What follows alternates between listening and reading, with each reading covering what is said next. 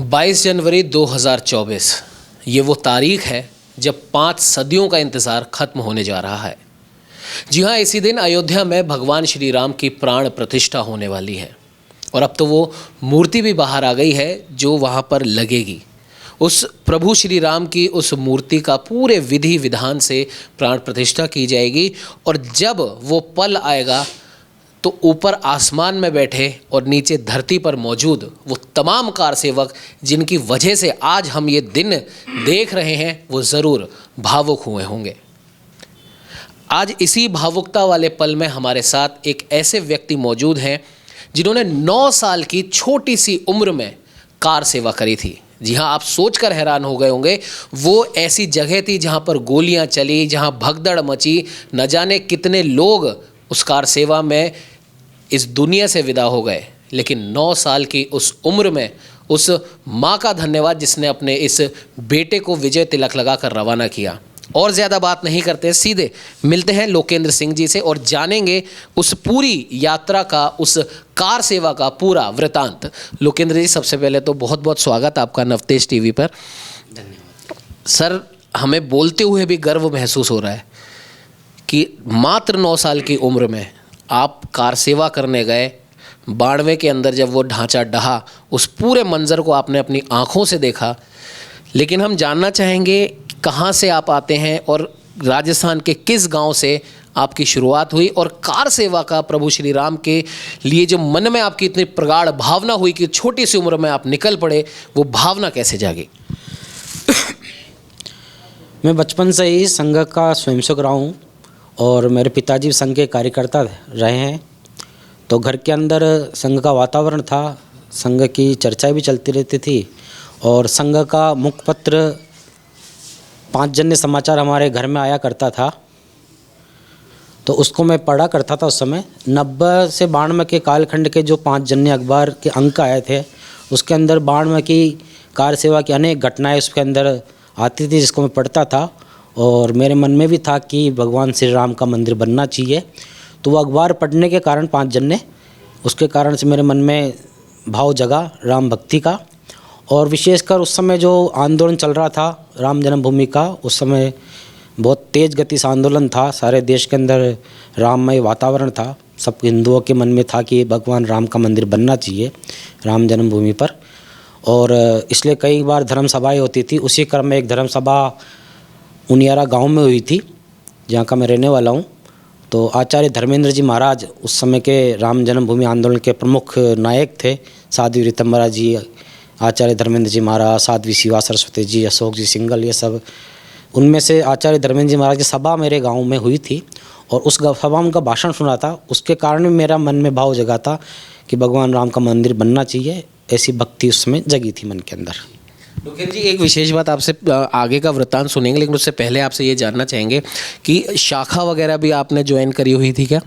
हाँ, मैं बचपन से संघ की शाखा में जाता हूँ। मैंने बताया मेरे पिताजी भी संघ के कार्यकर्ता हैं, तो मैं बचपन से ही शाखा जाता, उस समय भी शाखा जाता था मैं नियमित रूप से। तो मतलब ये निश्चित हम कह सकते हैं कि नियति ने एक, हम कह सकते हैं एक साधन आपको भी बनाया छोटी सी उम्र में। जब आचार्य धर्मेंद्र जी का आपने भाषण सुना, 5 जन अखबार आप लगातार पढ़ते थे, फिर आपके मन में भी भावना जगी, तो भावना जगी से लेकर अयोध्या तक का सफ़र वो कैसा रहा और क्या क्या उसके अंदर आपने देखा? 1 दिसंबर 1992 को मेरे पिताजी कार सेवा में जाने वाले थे, उनके साथ 2 और बंधु भी जाने वाले थे। माताजी से तिलक कराने आए थे घर पर, उनको भी तिलक किया, माताजी ने मेरे भी तिलक किया। उसके बाद में पास के एक मंदिर से कार सेवकों का समूह रवाना होने वाला था। वहाँ योगा योग से मेरे गले में दुपट्टा डल गया और मैं एक प्रकार का कार सेवक बन गया वहाँ पर। और उसी समय मेरे मन में एकदम भाव जगा कि वो शायद ईश्वर प्रभु श्री राम की कृपा रही होगी। तो मैं तुरंत घर आया और फिर पुनः माताजी के पैर छुए मैंने और कहा मैं अयोध्या जा रहा हूँ। तो माताजी ने कहा ठीक है, जा अयोध्या। और ऐसे करके मैं उस समूह के साथ में बस स्टैंड पर पहुँचा। वहाँ पर हमारे उनियारा के कार सेवक रवाना होने वाले थे। उस समय मेरे पिताजी से मैंने कहा मैं कार सेवा में चलने वाला हूँ आपके साथ में। तो पिताजी ने कहा अरे तू बहुत छोटा है, वहाँ नहीं चल सकता। तो मैंने जिद करी और जिद भी इस प्रकार ही करी कि मैंने कहा कि आप मुझे लेकर नहीं जाओगे तो मैं कुएं में कूद कर अब जान दे दूँगा। तब माफ़ कीजिएगा आपको बीच में टोकूं, तब कहीं ना कहीं आपके पिताजी के मन में, आपकी माताजी के मन में ये ज़रूर आया होगा, डर तो ज़रूर उनके मन में भी रहा होगा कि छोटा सा बालक, जब हमारा ही कोई वहाँ पे पता ठिकाना नहीं होगा, पता नहीं वहाँ क्या हो जाए, तो ये डर तो उनके मन में ज़रूर होगा। लेकिन उसके बाद भी वो आपको लेकर गए? हाँ, पिताजी के साथ था, माताजी तो नहीं गए थे, पिताजी गए थे। तो पिताजी को लगा कि ये वास्तव में इसकी जो जिद है वो ऐसी लग रही है कि कुछ कर देगा, तो उन्होंने कहा कि चल। तो ऐसे करके वो मुझे सवाई माधोपुर रेलवे स्टेशन तक लिया है। तो उनको लगा कि रेलवे स्टेशन इसको वापस भेज दूंगा, लेकिन जब ट्रेन आने वाली थी तो पिताजी से मैंने कहा कि मुझे आप लेकर चलो, मैं जाऊंगा अयोध्या में। तो पिताजी ने कहा कि वहाँ तो गोलियाँ चलेगी, पहले भी गोलियाँ चली, फिर गोलियाँ चल सकती है, वहाँ मर सकते हैं। तो मैंने कहा मैं वहाँ तो बाद में मरूंगा, पहले यदि आप मुझे लेकर नहीं जाएंगे तो मैं ट्रेन से कटकर जान दे दूंगा। तो उस समय फिर पिताजी को लगा कि वास्तव में बहुत जिद कर रहा है। तो फिर उन्होंने कहा ठीक है चल, वहाँ गोलियाँ चलेगी तो यदि मैं शहीद होऊंगा तो तू भी शहीद हो जाना, चलते हैं, राम जी का काज है। राम जी का काज है, ये कहकर आपके पिताजी आपको अपने साथ में लेके गए। तो हम समझ सकते हैं कि उस समय, उन दिनों में क्या भावना रही होगी राम जी के मन में, जो अगाध भक्ति और श्रद्धा, और हमारे प्रभु श्री राम का मंदिर वहाँ बनना चाहिए, ये सोच के आपके पिताजी आपको वहाँ पर लेके गए। अब हम अयोध्या आ चुके हैं, 1 दिसंबर का आपने समय बताया, अब क्या कुछ अयोध्या में हो रहा है वो ज़रा बताइए। 2 दिसंबर को हम जब अयोध्या पहुँचे तो पूरी अयोध्या श्री राम के नारों से गूंज रहे थे, क्योंकि लाखों की संख्या में कार सेवक आए हुए थे। 92 की कार सेवा हुई थी, 90 की कार सेवा हुई थी। उस समय अलग परिस्थिति थी, मुलायम सिंह की सरकार थी।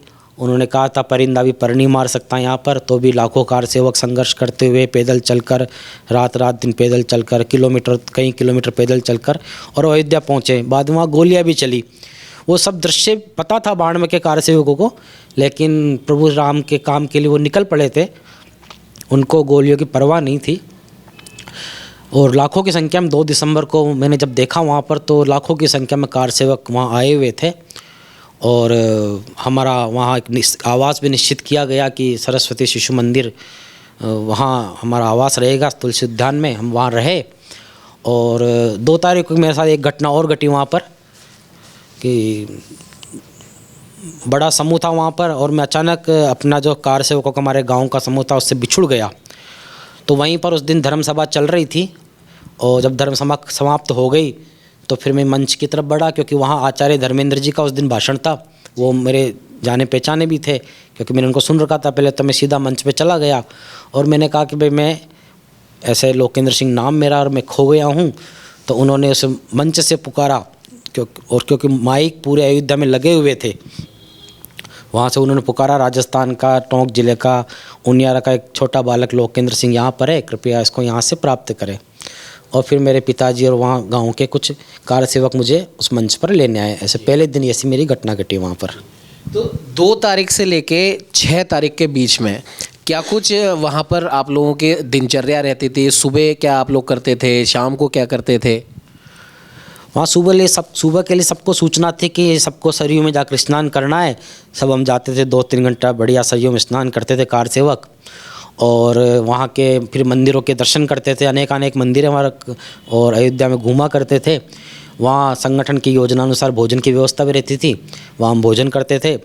और बाबरी ढांचे के अंदर जो रामलला विराजमान थी उसकी भी हमने दर्शन किए। और दोपहर बाद में एक सभा होती थी वहाँ पर अयोध्या में, जहाँ धर्म सभा नाम था उसका। वहाँ सभी बड़े साधु संत सन्यासी भाषण होते थे, विशेषकर माननीय अशोक जी सिंघल, साध्वी शिवा सरस्वती जी, साध्वी रितम्बरा जी, उमा भारती जी, विनय कटियार जी, महंत नृत्य गोपाल दास जी महाराज, इन सब के वहाँ भाषण उस समय वहाँ होते थे, और बड़े ओजस्वी भाषण होते थे। और उसके कारण और राम भक्ति जगती थी, और राम जन्मभूमि पर भव्य राम का मंदिर बने, ऐसा संकल्प दृढ़ होता था। लोकेंद्र जी, 6 दिसंबर का आपसे पूरा वृत्तांत जानेंगे, लेकिन एक विशेष बात हम आपसे जानना चाहते हैं, क्योंकि पूर्व प्रधानमंत्री अटल बिहारी वाजपेयी जी, लाल कृष्ण आडवाणी जी, और अभी जो हमारे प्रधानमंत्री हैं प्रधानमंत्री नरेंद्र मोदी जी, क्या इनको भी आपने सुना उन दिनों में? हाँ, आडवाणी जी वहाँ थे, मुझे ध्यान आ रहा है कि आडवाणी जी थे, उनका भाषण भी सुना था। नरेंद्र मोदी जी का तो मुझे ध्यान नहीं आ रहा है, लेकिन आडवाणी जी का ध्यान आ रहा है मुझे, तो उनका भाषण हुए थे वहाँ पर।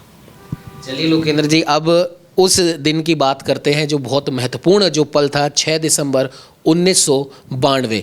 लोकेंद्र जी, आपसे जानना चाहेंगे उस दिन पे क्या कुछ घटनाक्रम हुए सुबह से लेकर और वो ढांचा ढहने तक? उस दिन बड़ा उत्साह था, सब सुबह जल्दी उठकर सरयू में स्नान करे चले गए थे, क्योंकि वो दिन विशेष था। उस दिन कार्य सेवा की सूचना थी, प्रतीकात्मक कार्य सेवा करेंगे। कार्य सेवा में क्या होगा ये मुझे भी नहीं पता था, लेकिन हाँ कार्य सेवा करेंगे और सबको सूचना थी 12 बजे वहाँ पहुँचना है, जहाँ धर्म सभा है वहाँ पहुँचना है।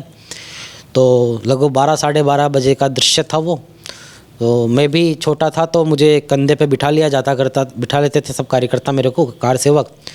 तो 12 साढ़े 12 बजे एकदम कार्य सेवक का समूह देखते देखते बाबरी ढांचे की तरफ बढ़ा और धीरे धीरे कार्य सेवक चढ़ते गए उस बाबरी ढांचे पर। और बाबरी ढांचा कोई सामान्य ढांचा नहीं था, बहुत बड़ा विशाल ढांचा था, 3 गुम्बद बने हुए थे और उस ढांचे पर हजारों कार्य सेवक चढ़ गए, अनेक साधु संत तक वहाँ चढ़ गए।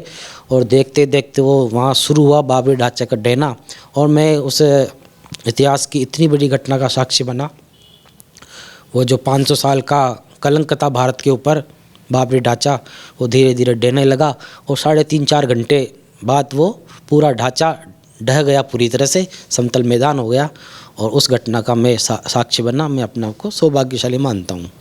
बिल्कुल लोकेंद्र जी, आपकी इस बात से कहीं ना कहीं रामायण का वो प्रसंग ज़रूर याद आता है, जब लंका जाने के लिए उन पत्थरों का पुल बनाया जा रहा था, तब एक छोटी सी गिलहरी भी अपने सामर्थ्य के हिसाब से एक पत्थर उठा के लाई और भगवान श्री राम जी ने उसको अपने हाथ में उठाया और ये बोला कि योगदान कभी भी बड़ा और छोटा नहीं होता, योगदान होता है। और उस पुनीत कार्य में जिस प्रकार से शाबाशी उस गिलहरी को मिली थी, वैसे ही कहीं ना कहीं 9 साल की छोटी सी उम्र में आपका भी योगदान, आपके माँ बाप का जो त्याग था प्रभु श्री राम के लिए, उनके बनने वाले मंदिर के लिए, वाकई में सराहनीय है। अब मंदिर का निर्माण शुरू हो चुका है। प्रभु श्री राम अब टेंट से निकलकर अपने महल में विराजने वाले हैं। इस बीच आपसे चर्चा के दौरान आपने बताया आप गांव भी गए थे, आपका सम्मान भी हुआ था। अब जब से आपने उस अयोध्या में प्रभु श्री राम की प्राण प्रतिष्ठा की तारीख जब आपने आपके घर वालों ने सुनी होगी, तब से लेके अब तक क्या कुछ बातें घर परिवार में होती हैं? पूरे परिवार में एक उत्साह का वातावरण है, सारे देश में उत्साह का वातावरण है, विशेषकर हमारे परिवार में, क्योंकि मेरे परिवार में हम 2 कार्य सेवक रहे हैं। तो बड़ी प्रसन्नता है, पिताजी को प्रसन्नता है, मेरे को भी, पूरे परिवार को भी है। और बड़े उत्साह से उल्लास से हम 22 जनवरी का इस प्राण प्रतिष्ठा का दिन हम हमारे परिवार में, हमारे गांव में बड़े उत्साह से मनाने वाले हैं। और ये शुभ दिन आया है। और मैं तो 6 दिसंबर के बाद 7 दिसंबर की को भी याद करता हूँ, जब तंबू में श्री राम थे और उस समय कार्य सेवकों को बुलाया गया और सबको ईंट लगवाई, हर कार्य सेवक से वहाँ ईंट लगवाई। तो राम मंदिर के निर्माण में तो मेरा योगदान उस समय हुआ और उसके लिए मैं प्रभु श्री राम की कृपा रही मेरे पर, इस कारण ये सब संभव हो पाया। तो जी आपकी शादी हो चुकी है, आपके बच्चे हैं, तो जब उनके साथ में बैठकर जब ये सारा वृत्तांत आप बताते होंगे, क्योंकि अभी पिछले कुछ दिनों से लगातार आप सुर्खियों में है, एक छोटा सा बालक जो कार सेवक बना, तब उस समय क्या कुछ महसूस होता है? बड़ा अच्छा लगता है। और मैं तो इसकी प्रभु श्री राम की कृपा मानता हूँ। जैसा आपने कहा गिलहरी की तरह, तो मुझे भी ईश्वर ने, प्रभु श्री राम ने अवसर प्रदान किया कि इस पुनीत कार्य में मैं सहभागी बना।